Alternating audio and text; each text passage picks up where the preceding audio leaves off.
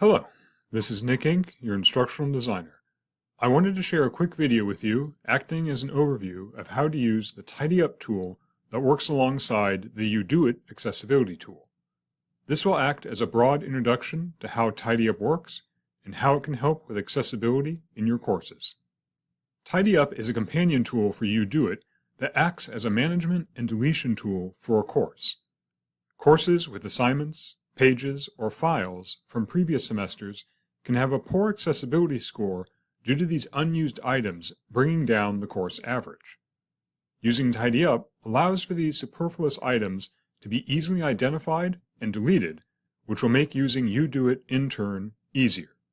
The recommended path for accessibility is to use TidyUp to remove unneeded or old content, then use UDoIt to fix the remaining content. This video will show you how this process works and how to navigate and use TidyUp. To access TidyUp, you must use the navigation tab found in the course navigation bar of an individual course.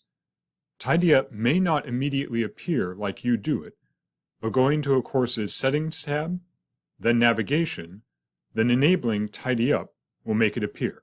When you first click on TidyUp, you'll be asked to scan the course. Be sure to scan the entire course and not just for specific items. You will be able to use filters later to narrow down your view and make this a lot easier. Once scanned, the TidyUp homepage will be open and you will have two major areas to navigate for cleanup: Files and Canvas Content. The Folders tab can be ignored as it just includes all folders in the course Files page, which is included in the TidyUp Files area anyway. The Files tab focuses on all files uploaded to the course, including Word, PDF, PowerPoint, and image files. The view of the files will include the file name, where it is used or linked in the course, when the item was last updated, and its size. This can be a lot at first, but you can narrow down the results by using the filters to look at only specific file types, and then by items being used or unused. You can also use the search bar to find specific items. For instance, if you're looking to delete all old syllabi, typing in syllabus will find them all for you for easy access. Using this information, you will have to make the decision of which items to save and which to delete. A common misconception is that TidyUp will find and delete items for you, but it does not do this. Instead, you will have to make that decision yourself with the information given. For files, this can be done by checking the Used In status and the Last Updated status. Essentially, if a file is linked in or used in a Canvas page, assignment, or module, it will say so. This usually means the file is currently in use in the class, though you can click on the link here to double check. Tied with the Last Updated marker, you can make your decisions by noting what items are not used anywhere and that were added or updated a while ago. A file that is not used and is old is likely one you don't need and can be deleted. To delete files, you can either click on the red trash can icon to the right of any unused items, or select the boxes on any number of items, used or unused, and then click Delete Selected at the top of the page. This mass delete feature is useful as it means you don't have to manually delete each item individually in the Files tab of a course. However, be aware that once deleted, the items are gone for good. If you want to have a backup, then select the boxes of all items you want to delete and click on Download Selected. This will download all the files into a zip folder on your computer, which will act as a backup. You can then mass delete the same items and not worry if you need them again later. Using the Files option in TidyUp is especially important to remove old syllabi, presentations, and readings from a course that does not need them anymore.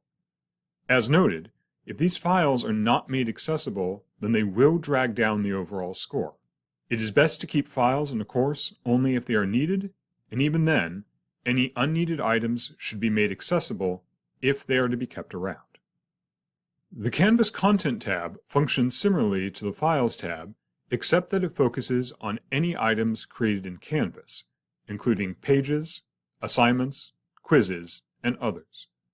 The view is very much the same, with the title of the Canvas item, where it is used in a module or place in the course, whether it is published in a module or has content, and then when it was last updated. You can refine this list with filters that can show only a specific Canvas item type, or purposely show items that are or are not published in modules or that have content. You can also search for any specific item that you want to find. Like the Files tab, you are given information to make a decision on a Canvas item. In this case, items that are not used in the course, have no content, and were updated a while ago are likely not needed and can be deleted. The first item here, for instance, is a good example, as it is not used anywhere, is not published, and has no content, and as such, doesn't play a role in the course. You can also preview any item by clicking on the title to double-check if it is needed. Deleting Canvas content can either be done individually by using the trash can icon on the right, or selecting a group of items and then selecting the Delete Selected button at the top of the page. Note that unlike files, you cannot save a backup of these items, and so once they are deleted, they are gone forever. Any backups should be copied to a sandbox course made to hold those items. As with files, you should consider what you want or need to keep from older classes. Any older items should be made accessible or moved to a sandbox course to not interfere with the overall course accessibility score. Keeping a course set with only the items needed for it will help to declutter it and improve your navigation.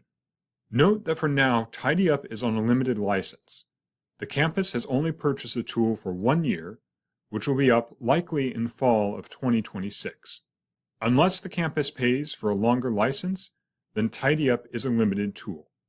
If you wish to make the most of it, be sure to run through your most important course shells, especially any sandbox shells, and use TidyUp on them. I hope this video lecture helps you to structure your own online courses and gives you the tools to do so. If you have any questions or need help, please email me and I'd be glad to assist. Thank you, and I will see you in the next video.